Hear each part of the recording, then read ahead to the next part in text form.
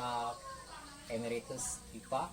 Mungkin bisa berbagi ceritanya bagaimana pengalaman 32 tahun ini. Pasti banyak banyak cerita dalam setiap pelayanan itu. Mungkin bisa berbagi dari awal panggilan Bapak sebagai hamba Tuhan hingga bahkan dari setiap pelayanan-pelayanan yang sudah Tuhan percayakan di tempat-tempat atau wilayah itu bisa dibagikan dan diceritakan. Ya, silakan Pak. Memang saya adalah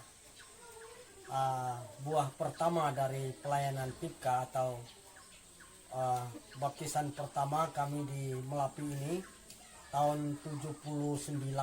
Ada 45 orang yang dibaptis. Semenjak PIPKA melayani di sini tahun 77, ya, tahun 77 mereka masuk ke Papua Sulu. Mereka buka pelayanan pertama di Putu Sibau. Putu Sibau masih ya jauh kemajuan, belum seperti sekarang ini. Ya, transportasi satu-satunya jalur air untuk menggunakan speed, dan PIPKA dulu punya Bandung motor besar. Nah, itu istilahnya tempat penginjilan terapung lah, bisa saya katakan, karena untuk rumah penginapan di situ juga di Bandung, ya, untuk semua hamba-hamba Tuhan dengan keluarga bisa diangkut sekali untuk berkunjung ke pos-pos, karena PIPKA belum punya pos yang banyak seperti sekarang. Baru pesisir Mandai dan Sungai Mandai dan Kapuas, ya. Pertama di Putu Sibau, sudah itu pos yang kedua kalau tidak salah saya Jelemu, sudah itu Melapi, Ujung Pinang, ya. Terus beberapa tahun barulah ke jalur hilir Kecamatan Balo Hilir. Nah, saya pelayanan saya disekolahkan oleh PIPKA. Waktu itu adalah perwakilan masih Pak Darmono. Saya sekolah ke Sintang, sekolah teologia di sekolah Kemahinggil. Di Sintang ada dua saudara kami yang diutus pada saat itu Pak Simon, dia sudah meninggal. Waktu pelayanan di Jelemu dia meninggal karena sakit jantung, itu tahun 91 dia meninggal. Dan waktu saya pelayanan, saya sekolah selama 3 tahun di Sintang, di sekolah teologia yang disekolahkan di Kemahinggil. Setelah itu saya pelayanan. Pertama saya pelayanan di Ujung Pinang. Tahun 84 saya orientasi di situ, praktek bersama keluarga. Saya masih kecil, ya. Petrus itu yang anak yang tua itu belum sekolah pada saat itu. Masih kecil, baru Petrus dengan Yakobus yang ada. Jadi saya pelayanan di sana berapa tahun, 3 tahun lebih. Setelah itu saya dimutasi ke Ujung Bayur, dan Ujung Bayur cukup lama saya. Setelah itu terakhir sampai saya emeritus di Melapi. Pelayanan saya dari tahun 84 sampai 2016 sampai 32 sampai emeritus. Memang kalau ditanya masalah suka dukanya banyak sekali, ya. Iya, mungkin bisa berbagi pengalaman ini, Pak. Suka dukanya. Ya, kami belum begitu banyak hamba-hamba Tuhan PIPKA. Jadi saya pelayanan biasa pegang 2 pos, ya. Waktu itu Ujung Bayur sama Nengasuai, ya. Saya udah ibadah di Ujung Bayur, saya ke Nengasuai dengan kendaraan speed kecil, ya. Nah, ya, dulu nggak ada akses darat, ya. Nggak ada akses darat, untuk komunikasi pun tidak ada, ya. Jadi murni daerah Kapuas Sulu dulu adalah sangat-sangat pedalaman sekali. Betul. Sehingga daerahnya masih hutan dan jalur pun masih jalur air, ya. Jalur air. Kami kalau mau menghubungi satu sama lain dalam pelayanan sangat susah, ya, tidak ada komunikasi. Terus pakai apa, Pak, caranya dulu, Pak? Kami kalau mau rapat itu di perwakilan kirim surat dengan kami. Ya. Sampai kadang-kadang udah waktunya rapat baru suratnya sampai ke pos, ya. Jadi kami susah ya, sering nak ikut rapat karena terlambat. Iya. Ya, sudah itu baru tahun 2000, ya 2000 itu baru ada Pika kasih AT waktu itu. Nah itu agak sedikit enak lah kami. Ya jadi udah setiap pos itu dikasih AT, jadi kami bisa mengetahui berita dari pos masing-masing karena sudah ada AT. Nah kalau zaman dulu itu satu-satunya transportasi itulah speed. Nah, sangat susah. Belum ada jalan darat, listrik belum ada, semuanya ya serba kekurangan lah gitulah. Ya. Iya, Jadi, itu dalam masa penginjilan Ya. seperti itu ya Pak. Dan ya dari pasti ada sesuatu hal yang menarik di saat kita pelayanan di suatu pedalaman. Saya yakin kayak kepercayaan adat istiadat dan budaya itu bagaimana sehingga bisa firman Tuhan atau berita keselamatan ini sampai kepada masyarakat atau orang Kantu khususnya seperti itu. adat istiadat orang Kantu ini ya memang cukup kuat pada saat itu ya, dengan hubungan dengan penyembahan berhala gitu ya. Iya. Nah, dengan kepercayaan nenek moyang ya, memang itu satu tantangan yang sangat berat, tidak disangkal sampai saat ini juga ya, masih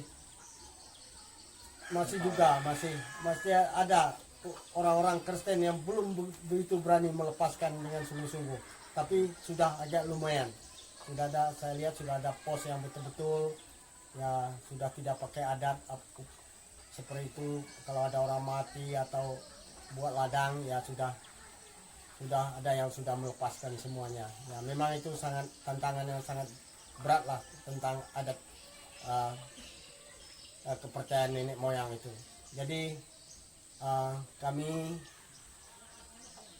pada saat itu cara penginjilan kami bukan hanya waktu penyampaian firman Tuhan di ibadah ya, bukan itu saja.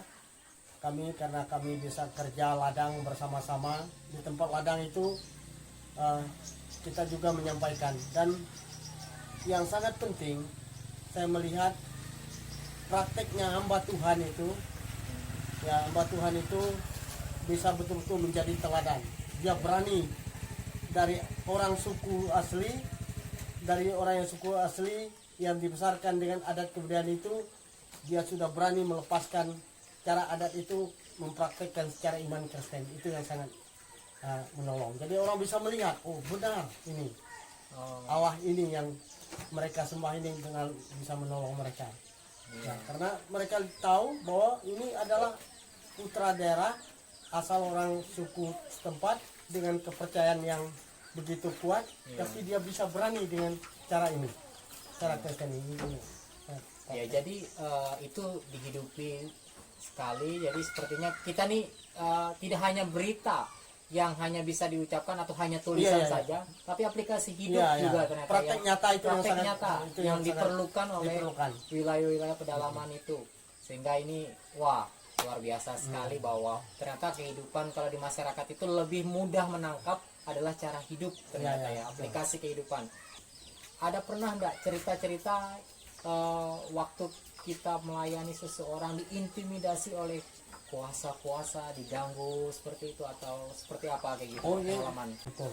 Itu sering itu ya, sering itu terjadi ya, apalagi yang namanya untuk kuasa kegelapan tuh kita harus betul-betul persiapan betul itu kita menghadapi hal yang demikian, karena itu sering terjadi ya benturan-benturan ya. Jadi kita harus sungguh-sungguh ya menyerahkan kepada Tuhan. Kalau kita tahu misalnya kita ingin melayani orang ini yang betul-betul kuat kuasa gelap ini ya. Jadi kita saat itu perlu doa dan puasa ya, untuk hal melepaskan berdoa dan puasa. Berdoa dan puasa Okay. ya, kita minta kekuatan dari Tuhan ya, karena kuasa gelap itu jelas tidak senang lah kalau dia dilepaskan. Nah, jadi itu saya pernah pengalaman cukup pelayanan. Ada seorang kakek, ya, dia kepala kampung pada saat itu. Ya, di sini juga sudah saya pelayanan di Melapi ini. Daerah Melapi. Nah, Melapi ini, ya, kepala kampung. Ya, memang kalau angkatan kakek ini zaman-zaman dulu mereka hidup di zaman perang suku, jadi memang mereka diajar atau menuntut ilmu kekuatan, ya, untuk istilah orang kantuk itu ilmu kebal, ya. Pokoknya kalau parang apa segala itu supaya tidak mempan lah, karena zaman itu kan mereka dibesarkan dari zaman perang. Jadi dia sudah menjadi orang Kristen, tapi dia sewaktu dia mau meninggal, saya menginjili, kek sudah siap kalau Tuhan panggil siap. Ya. Apakah kek masih ada simpanan seperti ilmu yang membuat itu apa kebal atau sebagainya, rumah yang lain sudah saya lepaskan. Yang saya amal itu ya diamal itu dimasukkan ke tubuh itu ada baca-baca dari sang gurunya kan menyatu. Apa itu masih bisa dilepaskan enggak? Oh bisa kek, kalau kakek mau sungguh-sungguh percaya dengan Tuhan pasti lepas. Jadi kami berdoa. Saya enggak melihat, tapi orang lain yang melihat ada seperti kucing yang lari di atas bumbungan atas. Di plafon ya Pak? Di atas gitu. Ya. Nah, jadi ada teman, saya ajak pengurus, mereka ada yang lihat. Saya doakan. Sudah itu baru kakek itu hanya beberapa jam dia meninggal dengan tenang. Ya. Nah, jadi itulah saya memang kuasa kegelapan itu kalau kita mau mengusir mau apa kita harus sungguh-sungguh kita datang kepada Tuhan, doa dan puasa. Ya, ada yang menarik saya juga dari pengalaman oleh Pak Pendeta Emo Rizky Pak ini adalah dari bagaimana cara bertahan hidup seorang hamba Tuhan di wilayah pedalaman. Ya, bagaimana Bapak bisa bertahan dalam keadaan kayak gini untuk kebutuhan lah seperti itu, mungkin bisa berbagi pengalaman itu. Ya memang yang namanya kita sebagai hamba Tuhan, kita manusia biasa, ya, manusia yang penuh dengan kelemahan, kekurangan, yang masalah kebutuhan ekonomi itu tidak bisa terlepas lah, ya. Nah, dari kami, ya saya terus terang, karena pos yang kami layani juga belum begitu mampu, ya, kami juga ya hidup sama dengan jemaat, ya, sama berladang apa segala, ya. Nah, justru itulah yang mendukung kami. Saya sangat luar biasa, ya, penyertaan Tuhan. Kami selama pelayanan ladang tidak pernah tidak dapat padi, ya. Ladang kami selalu diberkati. Malah saya dengan istri setiap tahun itu bisa jual padi, ya. Nah, memang kalau saya secara ekonomi, cara tunjangan, ya, orang mungkin tidak percaya. Banyak orang mengatakan, istri saya pernah ditanya di Lubuk Mantu, Bi, kalau Om itu sudah lama pelayanan, gajinya pasti sudah besar. Nah, itu ada orang tanya, masih keponakan saya. Ya. Om memang udah lama pelayanan, kata istri, tapi tunjangan kami ya tidak seperti pegawai negeri, ya, itu besar. Kami hanya ya sekian, mungkin tidak percaya mereka bilang sekian, ya. Tapi kami dicukupi. Ya, saya juga melihat berkat Tuhan, anak-anak yang bisa selesai semua sekolah, ada yang bisa mengenyam pendidikan di perguruan tinggi sampai selesai, itu satu ya luar biasa. Yang intinya saya melihat pokoknya setia. Kalau setia ya pasti ada jalan yang disertai, dicukupi, anak-anak kita tetap diperhatikan, ya. Anak-anak kita tetap bisa ya sekolah. Ada satu ayat yang saya selalu ingat dari Pak Kipa, mungkin bisa disebutkan. Ada satu ayat untuk mengimani dan hidup ini. Iya, ya disitulah Mazmur 37 ayat 25, ya. Iya.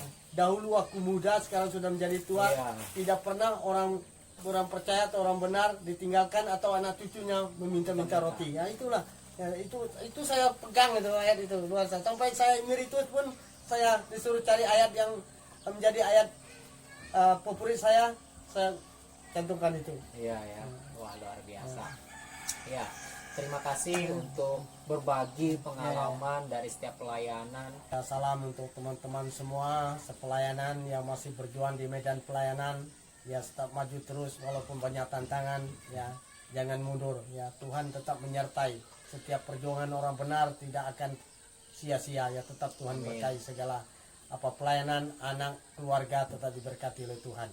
Ya, Ya. terima kasih. Ya, terima kasih. Ya, demikianlah cerita tentang pengalaman dari Pak Pendeta Emeritus Kipa. Kiranya menjadi berkat bagi kita. Salam dari pesisir Kapuas Hulu. Tuhan memberkati.